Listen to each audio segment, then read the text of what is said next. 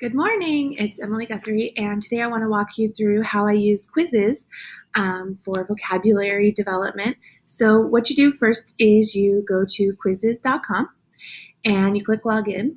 And if you're from Oxnard Union or any school that has a Google account, you can log in with Google and then log in with your school Google account. And then you'll see that there's a lot more than vocabulary that you can use Quizizz for. So I'll just show you very quickly. I know my ninth graders are learning polynomial division. So if you're teaching math and you're doing polynomial division or something, you can see that there's lots of different polynomial division quizzes already made. Or say you're a science teacher and you're teaching cell division, you can see that there's lots of quizzes already made on mitosis, already with the pictures and everything already inserted, which is great. But if you're going to use Quizizz the way that I'm talking about for this presentation, here is how you would go about that. So I'll just go back to the Quizizz home site, and I'm going to click Create a New Quiz at the top. So now I am going to have to name my quiz. So let's say I'm doing, this is a PSAT quiz, a vocabulary quiz. So I'm going to click Save. You can add an image and align to standards if you want. And then you have a couple options. You could create a new question. And here you could write your question and your answers manually. Pick how long you want the students to have each question, tag standards, add an image.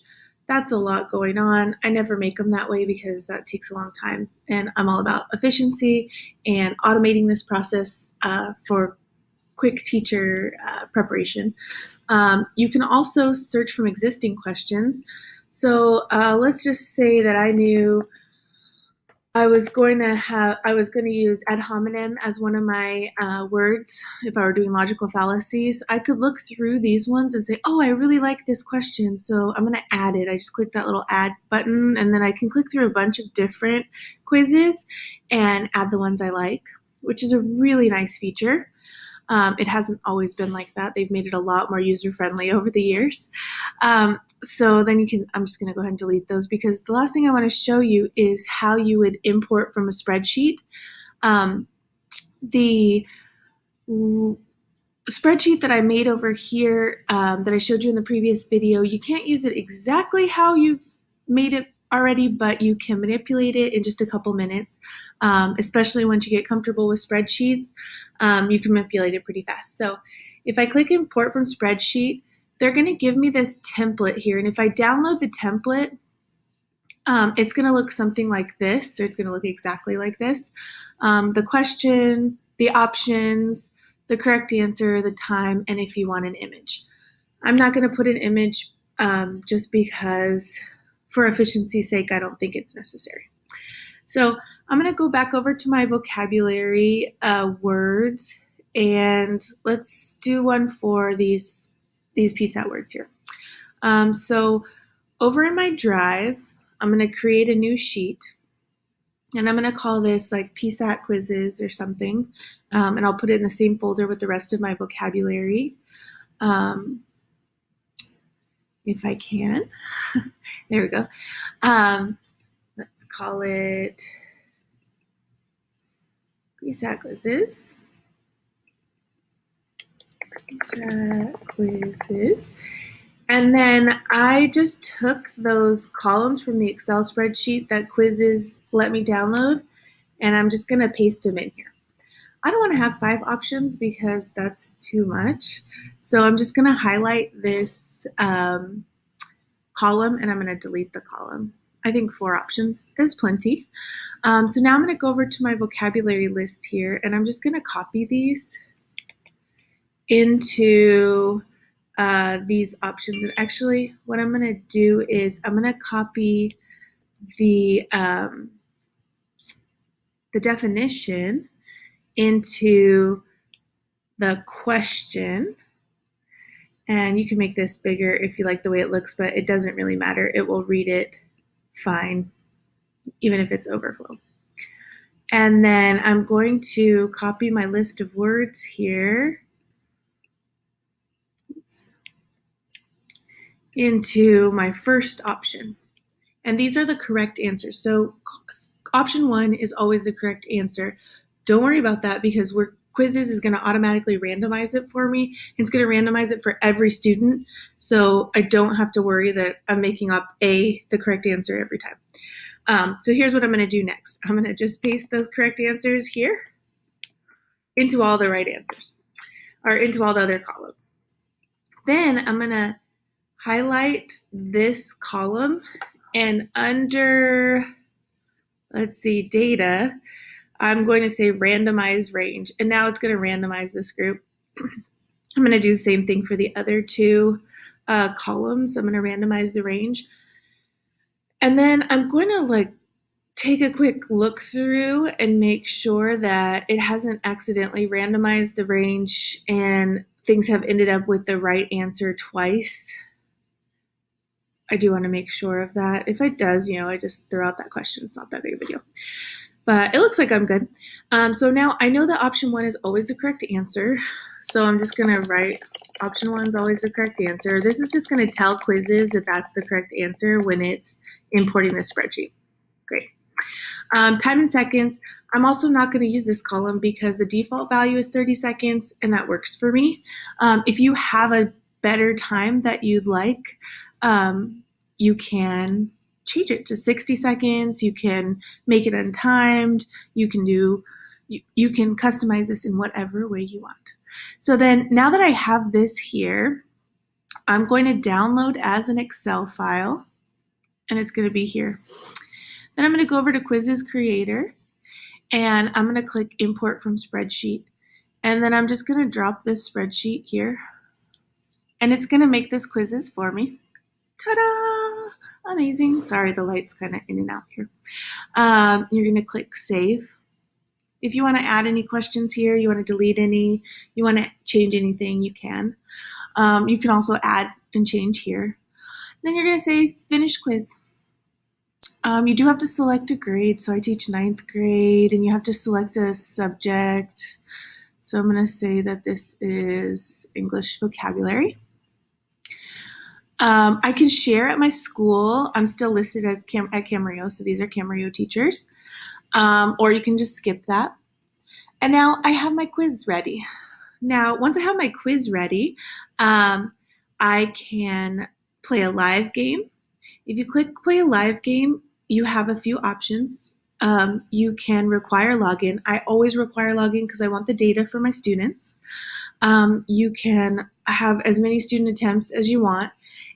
Depending on how much time you want this to take, if you want this to be like a quick, let's just check in, just take it one time, then click one time. If you want, if something goes wrong, you should be able to take it twice, then click twice, or unlimited, whatever works for your, pedagogical stance.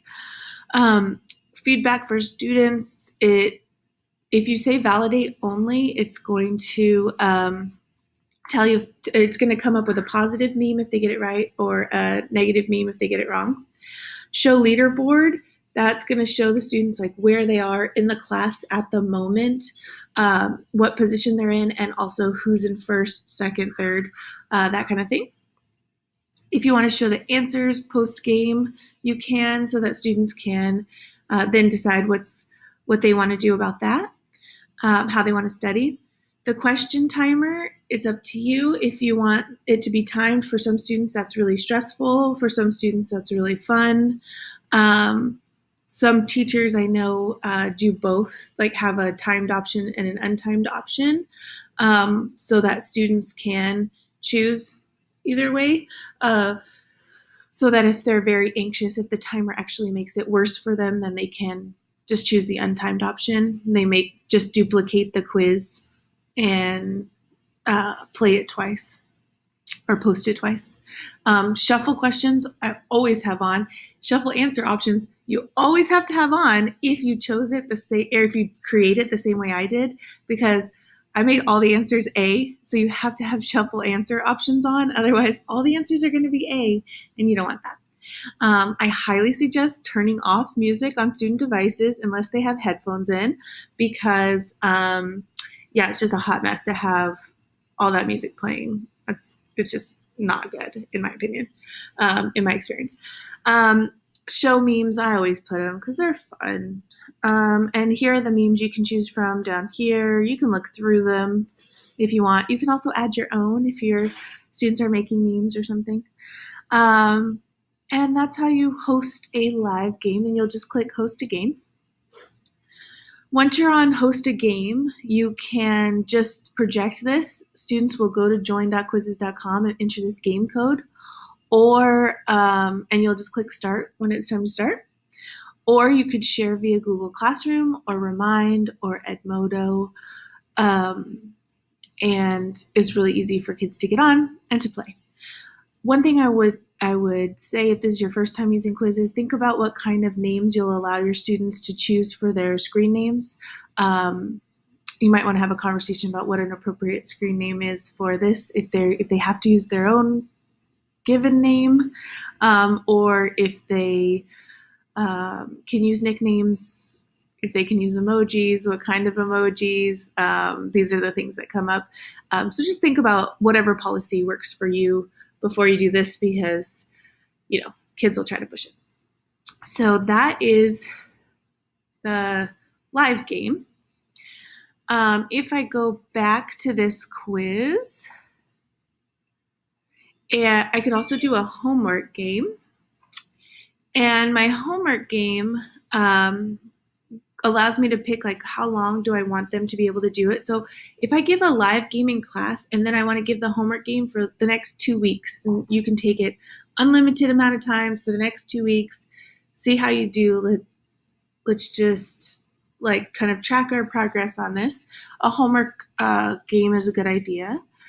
It has the same options as the other things.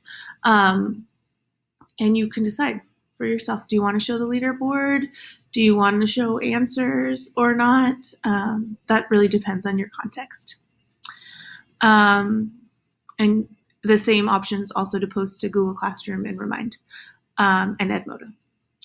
If you want to play a solo game, you can also play solo game here. This is great if you just want to test it out yourself. You can play the solo game. The solo game is also nice if you have a student who comes in at lunch or something because they were absent and they want to take this test. The solo game will allow them to just take it on your device here without you having to create the game and start it. The only thing is the solo game doesn't go into your reports, so you just have to write down what their score is just right there. Other options you have, you can share it. You can share it as a link. You can share it with other teachers who are on Quizizz. You can share it with other teachers with your site who are on Quizizz. You can duplicate it. The reason why you might want to duplicate it is if you want to edit it later, you want to have different versions for different students. If you want to differentiate for some students who maybe need to only have half that amount of information, or something like that. Or if you want to create 2 sections of it so you can do a timed and an untimed at the same time. You can also print them, but when you print them, they print it's not a very good print. I wouldn't suggest using their printing because it's 5 pages for 10 questions or something. It's not very nice. And then of course you can delete it, and you can report Quizizz if for some reason there was something inappropriate. Once kids have played, over here there will be the reports. So I'm not going to click on it because it's going to have the reports of all my students. And on the reports you will see for each of your classes, each of your students, especially if they logged in with Google. That's the easiest way, or if you share it through Google Classroom, it will also automatically add to Google Classroom their score. So the other things I wanted to tell you, I think that's it, actually. Have a great day. Thanks for coming.